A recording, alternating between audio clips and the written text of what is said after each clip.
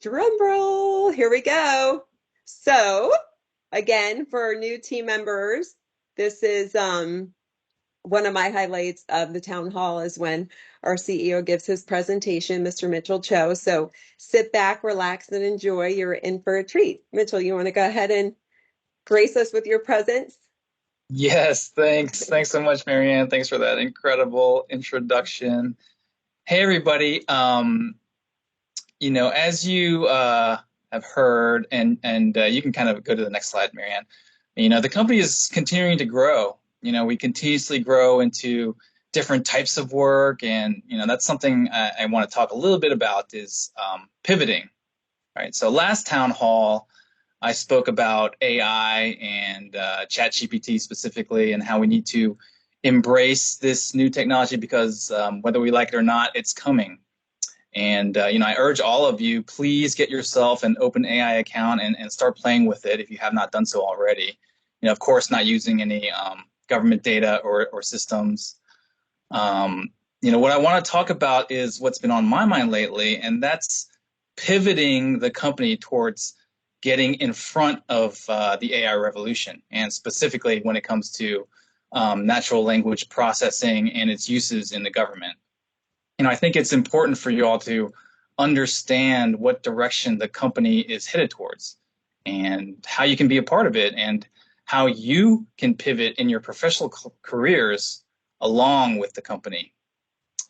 Next slide.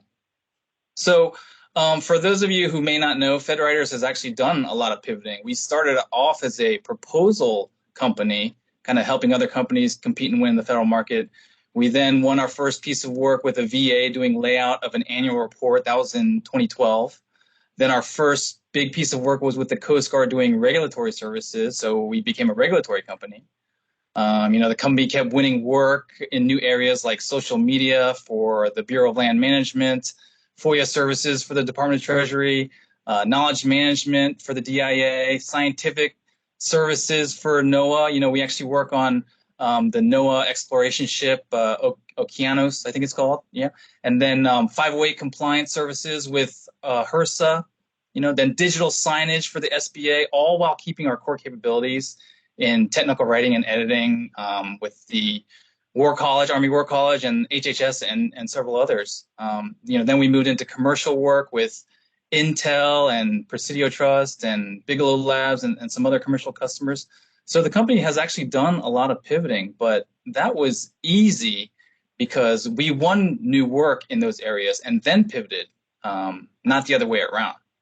But I believe with this new AI revolution, we need to make a deliberate pivot first. I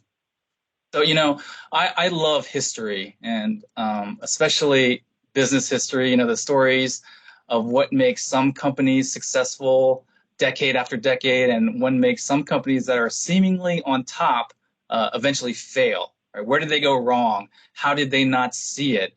And what can we learn from them? So, now there's of course a ton of reasons why companies fail: poor financial management, investments that didn't materialize. But the single common denominator seems to me is not pivoting or not pivoting soon enough, right? So I'd like to share with you a few examples that I'm sure you're all familiar with, but it'll be a fun little thought exercise. So let's talk about some companies that did it correctly first. Next slide. Amazon, right? It was not that long ago that Amazon was an online bookstore. I remember when I first heard about it, and I thought it was amazing that you could find literally any book on there. Now you can find pretty much anything on there, right? And then Amazon then pivoted to AWS, which is really a remarkable example of a successful pivot, right? They recognized the potential in offering cloud services built on their existing infrastructure, and now it's a key driver of their growth. They also pivoted to ebooks and Prime Video and a lot more. Next slide. Apple, they were originally known for their personal computers, but they pivoted to more products like iPhones and iPads and Apple Watches. right? They have Apple glasses coming out soon, and supposedly an Apple car that's in the works. And by the way, that's not like an official. That's some artist rendering of an Apple car. Um, but they have adapted and reinvented themselves in response to changing market conditions and consumer preferences. Apple almost went bankrupt in the 90s, but today they're the largest company in the world. Next slide. Netflix, we all know the story about Netflix, right? I'm sure most of you remember the days when we would mail order DVDs, but they pivoted to an online streaming model, in response to this emerging digital technology. They saw it, they saw the future, and they pivoted again before they streamed existing content from other production companies. Now they make their own content. Of course, you can't forget the story of Blockbuster, who had the opportunity to purchase Netflix, but they were concerned about their current business, all their 9,000 stores. Blockbuster was hoping that they could keep the status quo going, their retail operation, and now they are no more. While Netflix, in really a few short years, has grown to nearly the size of Disney. Next slide. Legos, right? We all played with Legos when we were kids, but there's only so much you can do with the little plastic blocks. So they pivoted to movies, video games, and theme parks, and they have these elaborate play sets, all these different types of pieces. This is a really great example of a company pivoting while still staying true to its core product. Okay, now so let's talk about some companies that did not pivot and that did not have that vision, right? So the first one that always comes to mind is Blockbuster. They were the dominant player in the video rental business, right? 9,000 stores, but they failed to recognize the growing shift towards digital streaming, and they went bankrupt while Netflix took over, and now every media company has a streaming service. Next slide. Sears, they were once the dominant department store. They had their famous Sears catalog that sold everything you could need, but they liked the status quo. It was very profitable. Just like Blockbuster, the status quo was good. Sears, they did not adapt to the rise of online shopping and changing consumer behaviors, right? And that's where, of course, Amazon came in. Next slide. Kodak, obviously they were the premier company in film and cameras, and just like the other examples, they failed to see the future and adapt to the digital photography revolution. They liked their lucrative film business, and although they have the brand, the deep pockets, the existing customer base to pivot towards digital photography, they didn't until it was too late. Next slide. And then Nokia and BlackBerry, right? I'm sure a lot of you remembers in the 90s and the 2000s, where Nokia was the phone to have, and then every business professional had to have a BlackBerry, right? But they too didn't see the future as Apple did, and underestimated the potential of touchscreens, right? Next slide. So what can we learn from these companies? The biggest takeaway for me is to recognize early on when there is a new technology that will change our industry and embrace it, plan for it, pivot towards it, right? We are currently in the midst of such a change. I am 100% certain of this, and that is AI and ChatGPT or Google Bard or Meta Llama or the other types of large language models that are out there, and will be developed. I don't know who the winner of that war is going to be. Obviously, OpenAI and Microsoft are currently in the lead.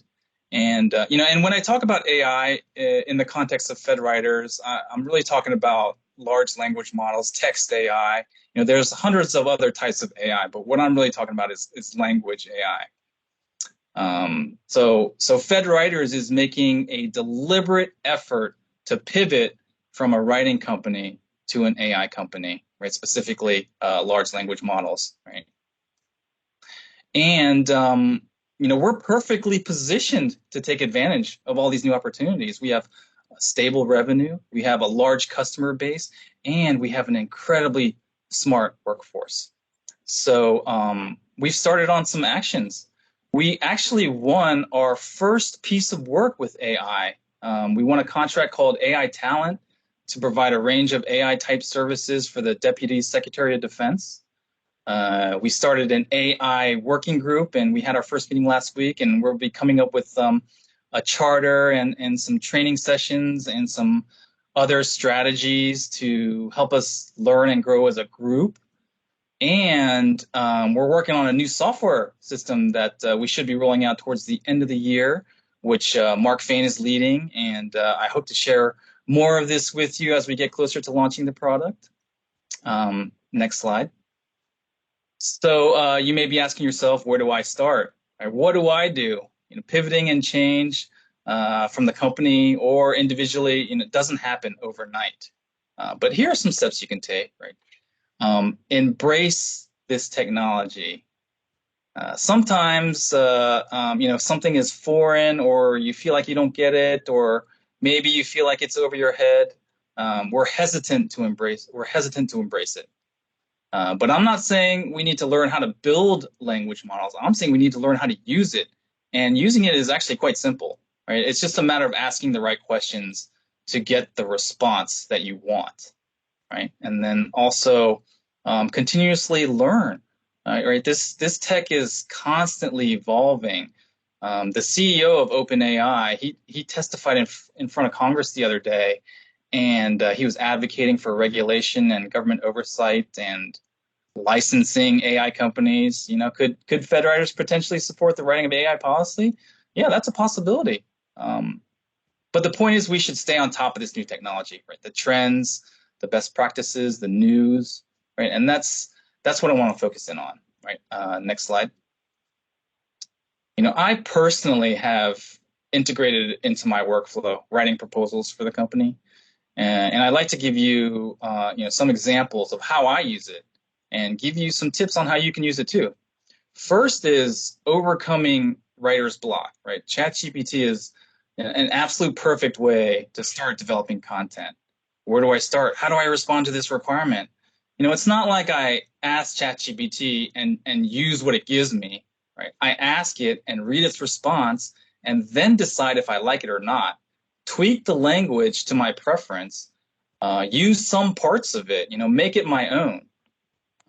The second is, using it to enhance your content, right? Sometimes I don't like a certain sentence that I wrote, so I put it into ChatGPT and I say, rewrite this, right? Sometimes I like what it comes up with. Sometimes I ask to do it for it to do it again. Make it sound more professional, or make it sound more succinct, or more convincing, right? And again, I don't just take what it gives me, but I use what I want and then make it my own. And also use it to generate ideas, right? This is a perfect tool for creating ideas. Like a friend of mine, he works at this company, and they were having an internal contest to name their newsletter, right? And he asked me for some ideas of some names. Well, I asked ChatGPT, and it spit out like 20 names for his newsletter in about 2 seconds, right? But name generation is just one example. You can ask it, how do I be a better manager, or give me some ideas on this topic, right? So think of ChatGPT, not as the end-all be-all that's going to replace us, but rather it's just another tool in our toolbox. Just like internet research is a tool, our own personal knowledge and experience is a tool, or interviewing people for insights is a tool, ChatGPT is a tool.